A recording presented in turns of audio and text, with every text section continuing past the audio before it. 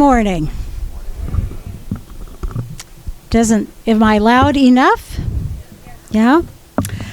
Welcome. Welcome to this service as we open ourselves to holy love and mystery. In this time and place, we listen for the sounds of creation. May the sounds the Spirit brings to our ears bring us peace when we need peace. Comfort us in our worries and grief, and give us courage to live each day as people of compassion and justice and hope. Today we honor and celebrate Collette and the contemplative spirituality ministry here that she started and developed. Many of her favorite readings and pieces of music are woven throughout the service. Kay is retiring from being our parish associate, and it is a special joy to welcome John and all of her family here to celebrate with her. It is also a joy to welcome her dear friend Marjorie Hoyer-Smith, who will be part of our service a little later on. There is a basket on the table over here with the white tablecloth with some blank cards on it. And you are invited to write a brief note after the service, a brief note of love and appreciation to Kay, and to put it in the basket. There is also a basket for donations for the new Contemplative Spirituality Fund. So as we move into the next season of this ministry, we are funding ways that we will bring leaders and resources going forward. And there is a basket next to the steps for our Sunday offering to support the ministries and ongoing missions of the church. As we gather in these changing realities, the church is following the county and state guidelines. If you have been fully vaccinated, you do not have to wear a mask, but if you're more comfortable doing so, please do.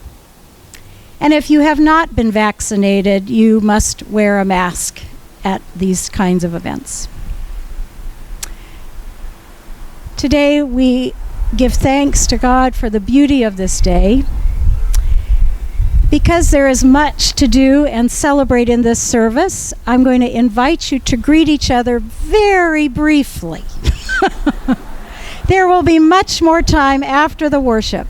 So you are invited to stand where you are, to wave, to bow, little elbow bumps, but I'm going to call you back together. So let us greet one another in joy.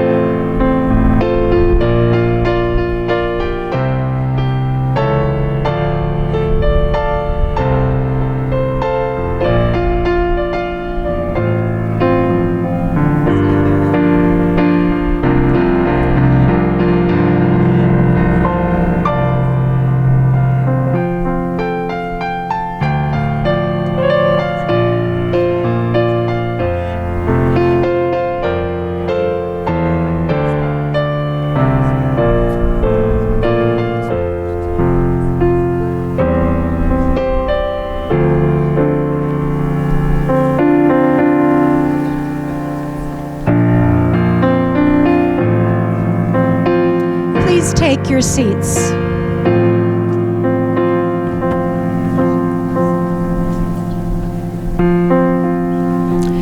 Let us return to our seats.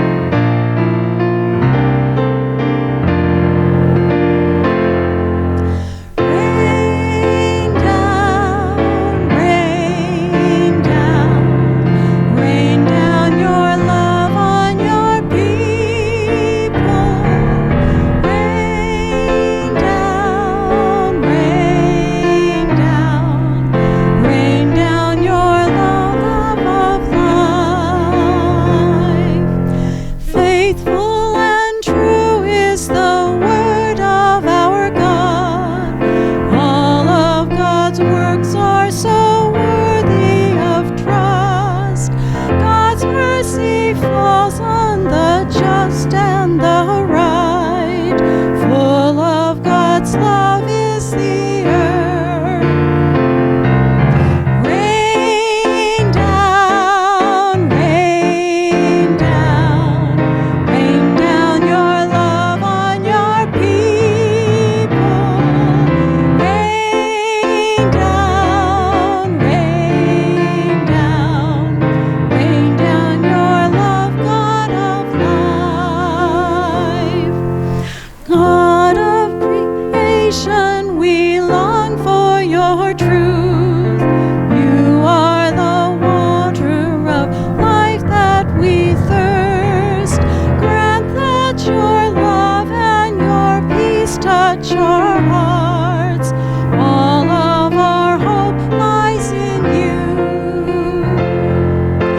Rain down, rain down, rain down your love on your people. Rain down, rain down, rain down your love, God of life.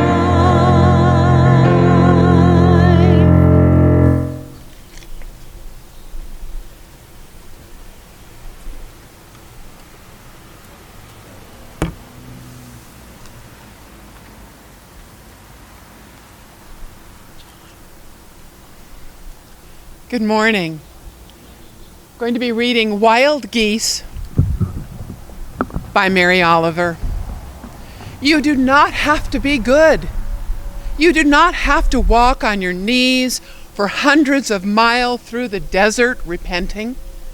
You only have to let the soft animal of your body love what it loves. Tell me about despair, yours, and I will tell you mine. Meanwhile, the world goes on. Meanwhile, the sun and clear pebbles of the rain are moving across the landscapes, over the prairies and deep trees, the mountains and rivers. Meanwhile, the wild geese high in the clear blue air are heading home again. Whoever you are, no matter how lonely, the world offers itself to your imagination, calls to you like the wild geese, harsh and exciting, over and over announcing your place in the family of things.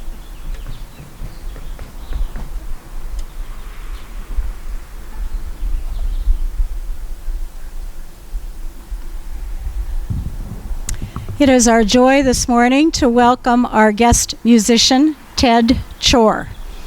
Ted is a junior at San Marin High School. He plays in the Marin Symphony Youth Orchestra, and Martha has known Ted, and she was so pleased to invite him to play today. He will be playing the Sonata No. 2 in C major, the first movement Allegro by Luigi Boccherini.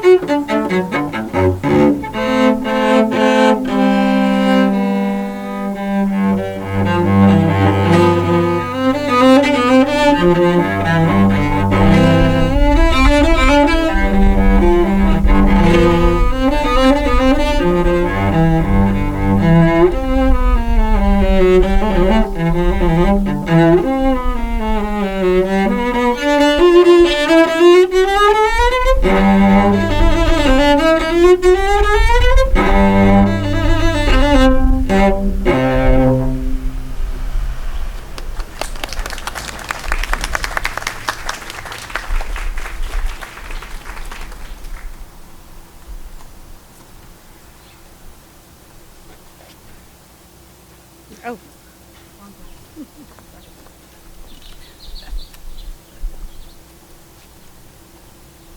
I Came to Love You Too Late by St. Augustine.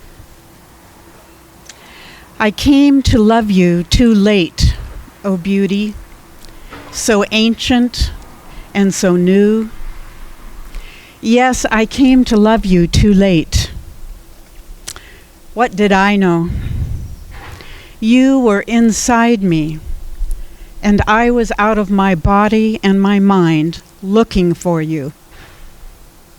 I drove like an ugly madman against the beautiful things and beings that you made. You were inside me, but I was not inside you. You called to me, you cried to me, you broke the bowl of my deafness. You uncovered my beams and threw them at me. You rejected my blindness. You blew a fragrant wind on me, and I sucked in my breath and wanted you. I tasted you, and now I want you as I want food and water. You touched me, and I have been burning ever since to have your peace.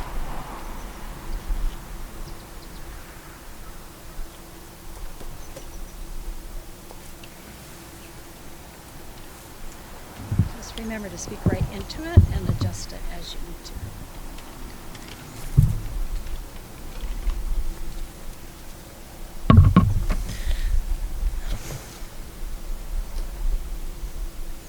I've been asked to share with you what I have learned from Kay during the past 12 years I've been participating in the Contemplative Spirituality program. This is a completely daunting assignment, and to make it even more intimidated, I only have a few minutes. First of all, I can't begin describing this journey in the past tense. I am a work in progress with still so much to learn. Kay has guided the contemplative conversation and has been my spiritual director since I walked through these doors. She has led book discussions, led worship services, brought in speakers, taught all who were interested contemplative worship practices. And most importantly, she has always seen me and heard me. I can share with you where I think my spirituality practice has brought me in understanding God. I believe that God is in all things and dwells within me. This indwelling spirit needs to be nurtured so that it manifests itself in how I present myself as I live my life. A contemplative practice is the learning process, so that we can really see and really hear each and be aware of each other. And as we are aware, we are present. Being truly present with another person leads to acting compassionately, being connected, and with love. Contemplative spirituality and worship in this church is teaching me how to believe, not what to believe. How to see, not what to see. How to walk the way with Jesus, but not worship Jesus. And how to pray, not what to pray. Kay has introduced the Christian method of praying, which is a way to pray, not what to say. This is centering prayer. The last line of Mary Oliver's poem, Praying, summarizes what I have learned. This isn't a contest, but the doorway into thanks. and a silence in which another voice may speak. By learning to be silent between being stimulated and responding is awareness. And this awareness offers the opportunity to choose how to react. An opportunity for compassion, connection, and love. This is the way Kay moves through life. She has been patient, and she has been so generous to share this way of being. Thank you, Kay, and much love.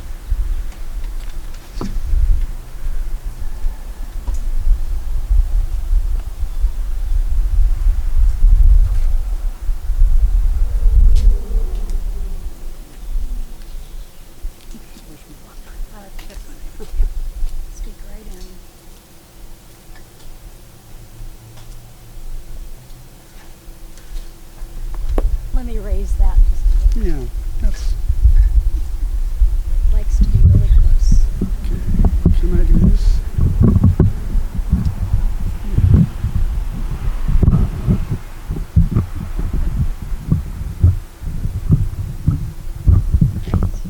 Could be, I don't know.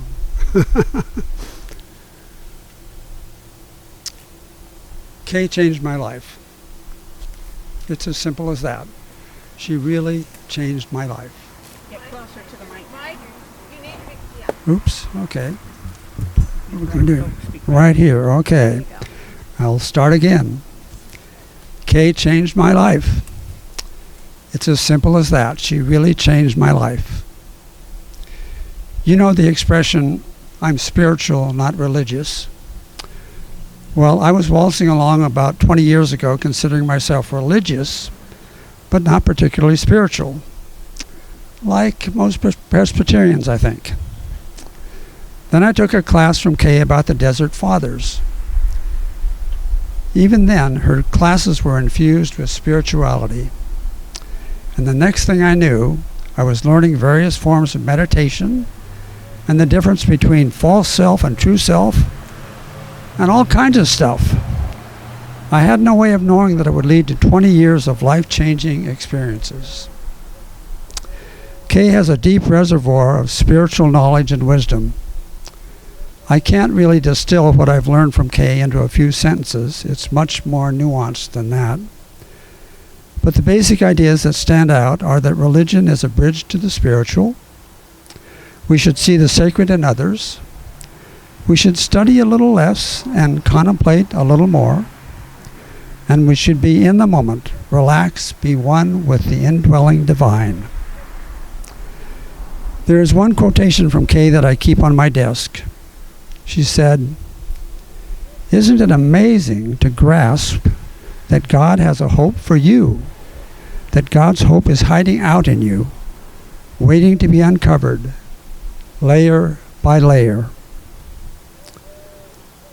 Kay has always been a gentle guide, but a couple of times when my natural tendency to be skeptical got out of hand, she said in effect, but much more nicely than this, "Take a look at yourself, Mike. You're screwing up. Knock it off." It says something about Kay that she never gave up on me. God knows what a mess I'd be otherwise. Some years ago, when I was deputized to call all the other churches in the presbytery to see if they had adult education and spirituality programs, I found that not one of them had an ongoing spirituality program. Not one. In fact, a typical response would be, "A spirituality program? What's that?"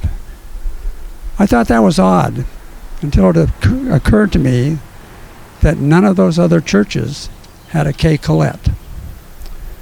From time to time, others have had a hand in the spirituality program here, but Kay always provided the framework, the backbone. If, like Japan, this country had living national treasures with a capital N and a capital T, Kay would be one of them. There can't be very many people who do what she does as well as she does it. When I was about to retire in 1998, I knew that I would no longer be able to afford the high maintenance on the sleek 1968 Jaguar sports car I had driven for 25 years. It made me sad. When I told my daughter, she said, "Well, Dad, 25 years, it's not as though you didn't give it a good go." Kay, you've given it a really good go, and you've earned your retirement many times over. And on a purely personal note, I truly, truly cherish your friendship. My dear friend, I love you. Namaste.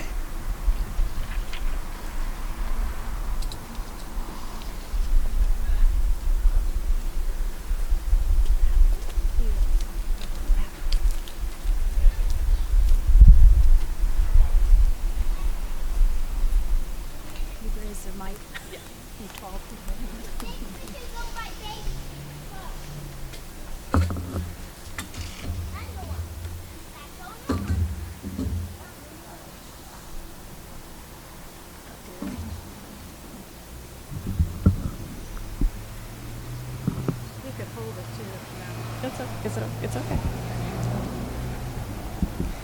When I take a long, loving look at the reel of how you have shaped my spiritual formation from the beginning of my vocation as a spiritual director, I'm really drawn to the resonance that we heard Ted offering us in the cello.